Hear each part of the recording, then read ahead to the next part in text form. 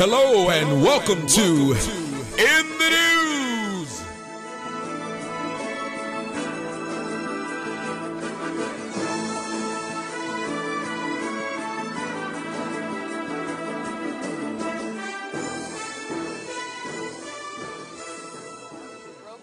For us joins me live in Charlottesville, Virginia, and also Sunny Hostin, CNN legal analyst. But Laura, I've got a lot of questions for you, beginning with what are your sources telling you? What can you tell me about the link between the two cases?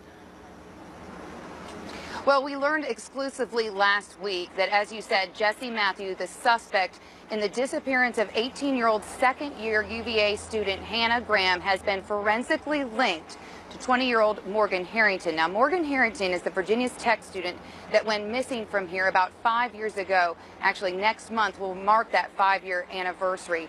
And Morgan's body, it was found about 7 miles from the John Paul Jones Arena. That is where she went missing on the night of October 17th, 2009. Now, what we can't tell you is exactly how he came in contact with her. All we know is that forensic evidence links him to Morgan on October 17th, 2009, the night that she disappeared. This is a huge break in this case for parents, very vocal in all of this.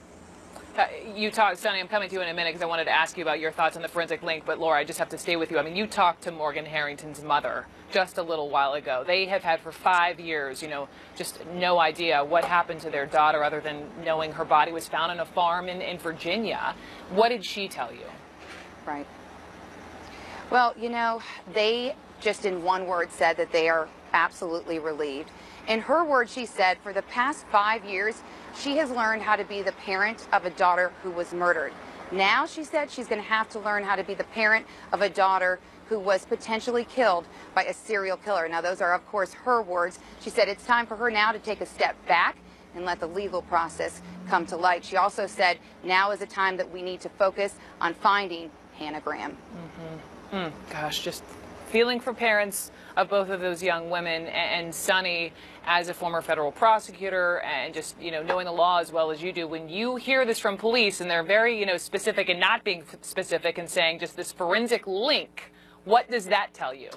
Well, that is significant. It certainly is significant for the police department to come out with that kind of statement. What we don't know is what they mean by the term forensics. I think a lot of people immediately jump to the conclusion that it's DNA evidence, which it could be, but sometimes when lawyers and law enforcement officers talk about forensics, they're talking about ballistics, they're talking about weapons, they're talking about anything sort of scientific that would tie a suspect, a defendant, to a scene. So it could be blood evidence, and yes, it could be DNA evidence. And so, I think when we hear that term, a significant break, those terms rather, significant break, forensic evidence, this is huge, huge. We are talking about something scientific linking this suspect to that crime.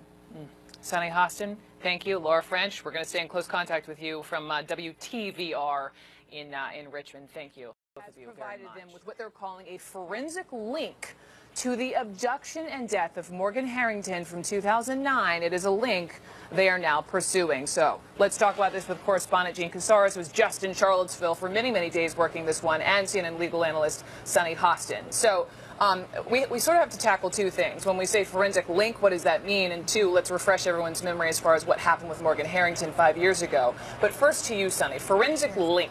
Well, that could mean a number of things. And people sometimes jump to conclusions and they think, let's not do that. Let's not do that. They think right away that must be definitive. That must be DNA evidence, because that's sort of the CSI effect that I think we all suffer from because of all these shows and movies. So the bottom line is, I think we've got to be careful when we talk about forensic link, because we don't really know what that means. That could certainly mean DNA, but it could mean a lot of other things as well.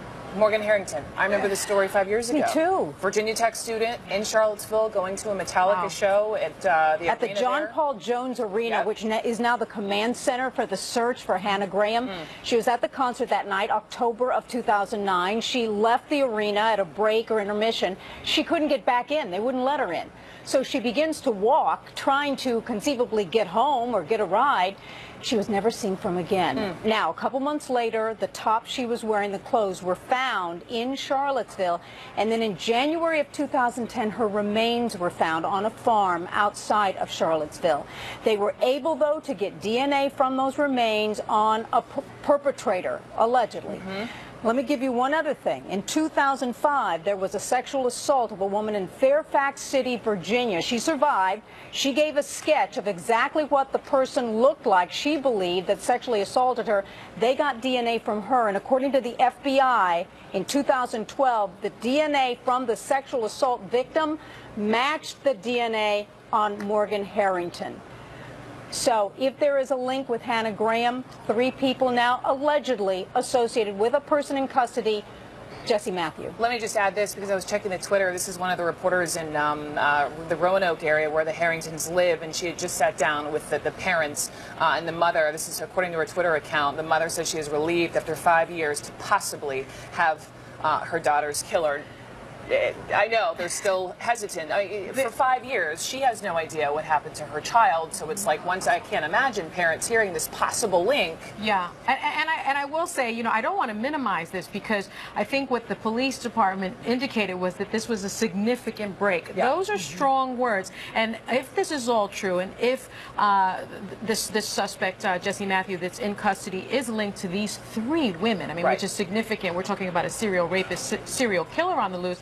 I think it's all due to good police work, and I think we were all sort of shocked at the emotion and the frustration that the chief of police showed in Virginia when he was talking about Jesse Matthew. Well, then now we realize that perhaps that is why he felt so strongly about it. This is just good old-fashioned police work, and if this case goes to trial, my goodness, the prosecutors will have a lot to work with. Let me add one thing that Sonny is saying. There's more women that went missing than just these 3.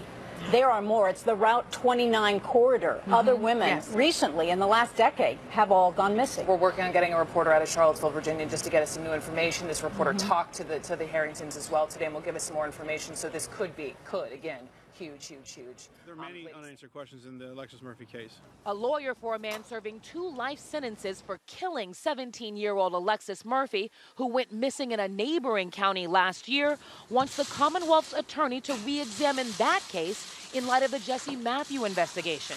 He wants unidentified DNA samples found in Murphy's car compared to Matthew's DNA. He hopes it will lead to freedom for his client. They don't have to do any more forensics. All they have to do is take the samples already at the lab and compare it. Matthew faces charges in the disappearance of University of Virginia second-year student Hannah Graham. Michael Hallahan's client, Randy Taylor, was convicted with the help of forensic and video evidence in Murphy's murder, but her body was never found. Taylor has always maintained his innocence. Hallahan now wants the prosecutor to review Murphy's social media activity to determine if there was any contact with Matthew. Maybe it's him, maybe it's not. It doesn't hurt to check. The Nelson County Commonwealth's attorney, Anthony Martin, said in a statement there is no credible evidence linking Matthew to the murder case, but said the Commonwealth will make sure that scientific testing is done in order to bring closure to the speculation. Hallahan's request comes as police in Newport News, Virginia, take another look at 2 unsolved missing women cases there for possible connections to Matthew. 24-year-old Autumn Wynn Day was last seen July 24, 2003. 31-year-old Sophie Mae Rivera was last seen September 7, 2003. A police spokesman told CNN, while there is no indication that Jesse Matthew has anything to do with these 2 missing girl cases in our city, both cases will be reviewed. Matthew attended Christopher Newport University in Newport News from January to October 2003.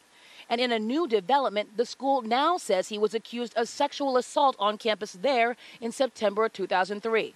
No charges were filed, and Matthew left the school a few weeks later. Still, it was the second time in about a year that Matthew faced such allegations.